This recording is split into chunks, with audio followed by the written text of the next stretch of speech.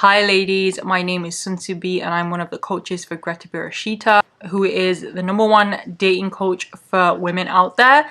And today I'm going to be talking about a topic that we get asked a lot about as coaches. And that is, well, we've been together for a while, or we're dating, or we've been together for a number of years, and you know what? I don't think he loves me. Or he hasn't told me that he loves me. Or he's told me that he loves me, but he's not showing me that he loves me. So I'm not really sure if I want to be in this relationship anymore, or I'm not really sure what to do. So today I'm going to give you some reasons that can make a man not be in love with you, or that may be holding him back from pushing your relationship forward to the next stage, showing you that he loves you, or even just telling you that he loves you. And some women out there, I'm sure you've experienced this. A lot of times men will give you the verbal, yeah, I love you, but when it comes down to the actions, they're just not forthcoming. Maybe he's not consistent. Maybe he's not meeting you enough. Maybe he's keeping you hidden. Or you want marriage and he knows you want marriage and he's not giving you that. And all of these are signs that he's just not in love with you, because a man who's in love is going to scream it from the rooftops. He's going to show it to the world, and he's not going to make you question it. So, what are the main reasons that a guy is not in love with you yet? Now, one of the main reasons is you're giving too much. Now, you're probably thinking, what do you mean by giving too much? I mean, we're in a relationship. I love him. I want to give. I'm nurturing. Part of my personality, I want to make my man feel like a king. Okay, I get it. But if you're giving too much, someone can take you for granted. And a lot of times this is exactly what happens. So what do I mean by giving too much? Well, a lot of the times women are giving way too much time to a guy. Now, on average, if you're just dating, you should be spending no more than 2 days a week with a guy. In reality, because your time is valuable, you're just trying to get to know this guy, you want to see if you want to move it to the next level. You don't need to spend every waking minute with him, you don't need to be on the phone all the time or texting all the time. Meeting in person 2 times a week is the best that you can do. And if you're in a long distance relationship, then at least 2 times a week, just having like a video date phone call where you plan an activity. I don't know, maybe you want to read a book together, maybe you want to watch a movie together. 2 times a week, doing that is a lot if you're dating. You don't really need to do more than that. If, however, you're in a relationship, you may want to add on another day here, but even then, you don't need to be spending way too much time together, because that just makes a man take you for granted. He just thinks he can have you whenever he wants you. He's not really gonna value your time. He's not really gonna feel like he needs to push the relationship forward to the next stage to have more of you. He's already having so much of you. See what I mean? Or, as well as time, you're giving him too much attention. Now, attention can be via text, it can be via phone calls, it can be face to face. A lot of the times in modern dating era, a lot of the attention that women give to men are via text. Because women love security, we love to chat to each other, we love to feel in touch with the other person. So we're kind of nearly always on text to a guy. And as much as that's going to make you feel good, men don't need that much via text. Some men are a little bit more needy, but even them, they get a bit fed up. And if you're over texting, they're gonna feel like, oh, she's always there, I need a break. Men need to pull away.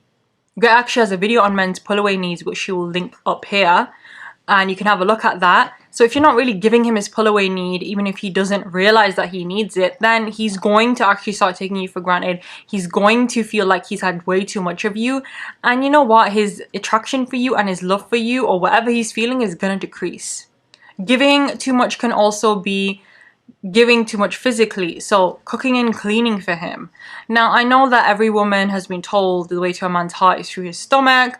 You gotta do the wifey duties, you gotta show him that you're gonna be a good wife if you want him to wife you. And it's like, no, you actually don't have to do pretty much majority of these things. Grown men have, especially the ones who've been living alone for a while, have the ability to be able to cook, clean, and take care of themselves. They don't need a maid, they need a partner who's their equal. And yes, every now and then, occasionally cooking and cleaning, yeah, you do your part, but he needs to do his part also. And it's not you interviewing for a man and showing, look, I'm going to be an amazing wife.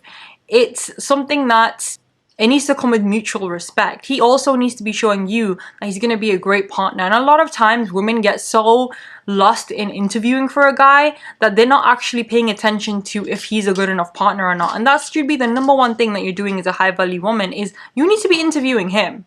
And I'm not saying sit down and grill him and ask him questions. What I'm trying to say is look at his actions. Look at, is this, guy consistent? Does he have integrity? Does he keep to his promises? Does he lie? Or is he a man of his word? All of these things you should be looking at when you're dating a guy, or even when you're in a relationship with a guy, to see if you want to take it to the next level.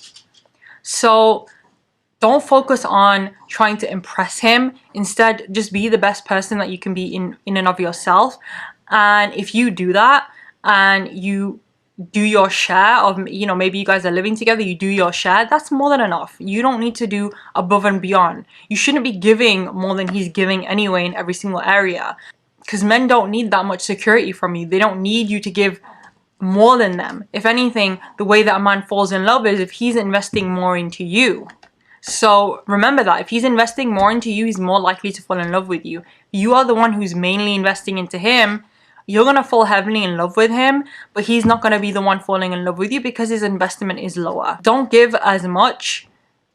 So be moderate in your giving, and at the most match his effort, but don't go above that. Now this moves me nicely onto my next point.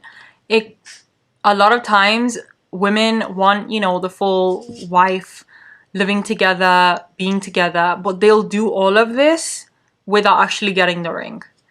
And if you're giving a man wifey benefits and he's not giving you husband benefits in return, or he's not wifing you, then highly unlikely that he's going to move from that position, or it's highly unlikely that he's going to fall in love with you. Like I said before, a man needs to be investing in you if he's going to fall into love with you. And investing his time, energy, attention, money, all of these kind of things before he's going to fall in love with you. And if you're the one already giving him everything and you're already filling the wife role, then why? What he's going to do? He's going to turn around and say, why do you need that piece of paper? So it's important to keep things back. It's important to not give everything and to keep things back, where it's like, if he wants to unlock the next stage and he wants the wifey benefits, well, you know what? Put a ring on it. Or at least, if for the ladies who don't want marriage, if you want, the living together and the full-on commitment and him treating you, like a queen, then at the very least, don't give him everything until he starts doing that. Now, just as you can be somebody who's giving too much in a relationship, you can also fall into the opposite end of the spectrum and be somebody who doesn't give enough in a relationship, or enough to the person that they're dating. And we are actually seeing, kind of on an epidemic proportions, a lot of women who are coming forward into dating men or in relationships with men who are just not giving enough. And if a guy is feeling like he's not getting anything from you, then why is he going to want to be in a relationship with you? Why is he going to fall in love with you? As high value coaches for Greta Bereisaite, we always teach the girls that you have to be also giving back. Dating doesn't mean, and being high value doesn't mean being entitled or treating a man like you are entitled or behaving like you are entitled. It means being humble. It means also giving back. I mean, if he texts you and you like him, reply. And if he's making effort and energy in a conversation with you, respond. And when you respond, be nice and ask him questions back. A lot of the time, men will ask a girl a question, she will give him an answer, and that's the conversation closed. Whereas if he asks you a question, you can ask him a question back. You can interact with him. You can, as long as you're not overly texting him or being too eager in texting him or responding too much or writing paragraphs, as long as your text kind of matches text or are a little bit less than what he's texting, you can ask questions. You can show some level of, yeah, I'm interested in talking to you. In addition to this, if a guy asks you on a date and you're not giving him, if you're not giving him days that you're free and he's asking you, so let me know when you're free. And a lot of girls think, oh, he needs to plan the entire thing, which is just not practical. A lot of men these days are working very high stress jobs. A lot of women are working high stress jobs. They're very busy. And when somebody asks you when you're available, let them know when you're available. And on top of that, maybe even pick a place. Like if a guy's already asked you out, then he's initiated the process already. After that, if he suggests somewhere or he asks you to pick somewhere, you can pick somewhere. It's not about making the process difficult to try and make a man jump through hoops to prove how much he wants you. He doesn't even know you yet. He doesn't know anything about you yet. So if you're going to be very difficult from the beginning, he's probably not going to want to take you out on that date. If you want to put your best foot forward, don't put too many obstacles in the way. You know, give and take. If he asks you out, tell him when you're free. If he tells you to pick a place, pick a place. And actually it's better if you pick the place, because maybe you know a place that is really nice that you can take him to. If he wants to take you only for coffee on a first date, go on a coffee. It's actually better for you to go on a coffee on a first date, because at the end of the day, if you guys don't like each other, you can leave without having to wait for a three-course meal. Try not to cancel dates unless you really have to. We don't like it when we're cancelled on. We don't like it when men disrespect our time. We don't like it when men take advantage of our time. So men also deserve the same back. They don't like it when a woman is cancelling constantly, or cancelling in the early stages, or very difficult to get a hold of, or she's not responding as much, or she's taking days to respond, or she's giving one-word answers. If you like a guy, you have to show some level of interest. And I think what a lot of women get confused with is, I have to show him no interest in terms of I have to be cold. No, we never say be cold. We say be warm, be friendly. Just watch that you're not over giving. It's all about finding a healthy balance. And if you're confused about finding a healthy balance, then I highly recommend that you get into one of Greta's VIP groups and show us your texting. Share it with the coaches. We will help you. We will tell you exactly how to balance out your texting, or exactly to balance how you're giving on dates and how you're not giving. Also, the coaches are available for a one-to-one, so you can book me. I can look through your messages. I can tell you what you're doing wrong. And the extra bit of help will hopefully propel you to be better in your relationships. Some women also fall into the trap of, if a guy is paying, oh, let him pay for everything. If you're gonna let a man pay for absolutely everything all the time, he's gonna think you're a gold digger. And this is one of men's biggest fears, that they're gonna be taken advantage of just for their money. Especially if you want one of the high rollers, businessmen, earning six-figure types, then it's important that you show him that you're not just out for his money. You have to be willing to pay here and there. So maybe if he buys dinner, you buy dessert. You have to be willing to give a little bit back here and there. Show him appreciation when he does something nice for you. Don't be stingy with your appreciation. If he carries in the shopping for you, tell him how much you appreciate that he's carrying in the shopping. You have to reward him for the good things that he does for you.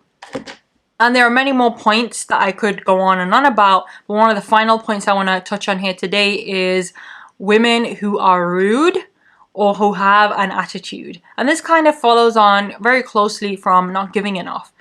And a man is not going to fall in love with you or tell you that he loves you unless he is investing in you, unless he sees the qualities in you that he wants in a lifelong partner. And if somebody is rude and has an attitude, then he's going to hesitate to either move the relationship forward, or he's going to put you in the friends with benefits category and be like, you know what, let me just get what I can from her, but this is not going to go anywhere other than that. So what do I mean by rude and with an attitude? And a lot of women have this problem, but they don't realize they have this problem.